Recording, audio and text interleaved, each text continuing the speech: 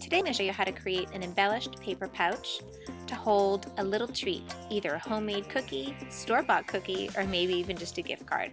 To begin with, I just grabbed a regular old brown paper lunch sack, folded it over once and twice, and scored along the creases.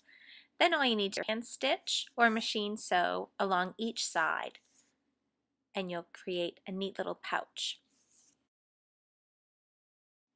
I've pre-cut all my supplies for today's project. I'm going to use elements of the Tag You're It stamp set, and I'm going to use the typewriter alphabet set for a custom sentiment. I'm going to start by stamping the recipe card for my project. I'm using the 3-line dotted stamp from Tag You're It, and I'm going to ink it up with Brilliance ink and stamp it along the top right-hand side.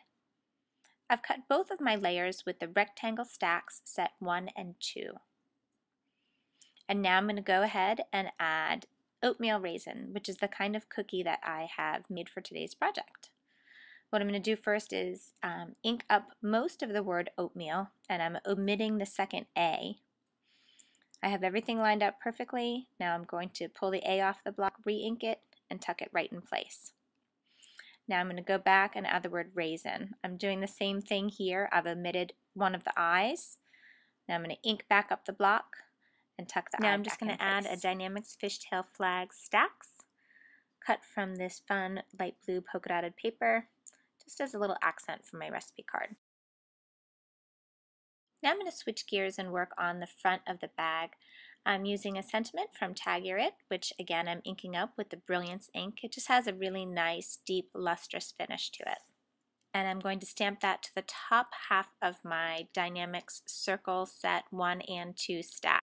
I've got a quick hot fudge matting for my pattern paper, and I'm going to add another cluster of fishtail flag stacks. I've cut 3 different ones just from some coordinating scraps I have, just to tie in with the inside layout.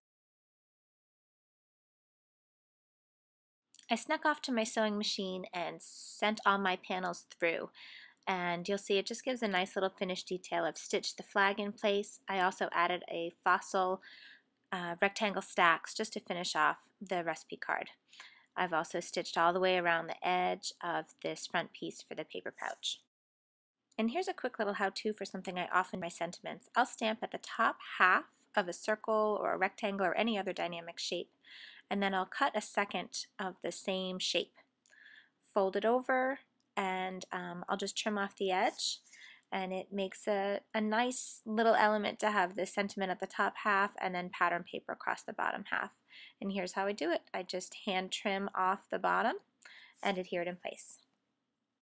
Now I'm just going to embellish a tiny bit to add a little bit of homespun charm. With the Hearts of Plenty Dynamics, I have cut this tiny little heart out of corrugated cardboard, and then using the button quartet, I have this teeny tiny hot fudge button, which I'm going to add a twine tied bow through. Which of course reminds me that the matching recipe card also needs a tiny little button tied with twine.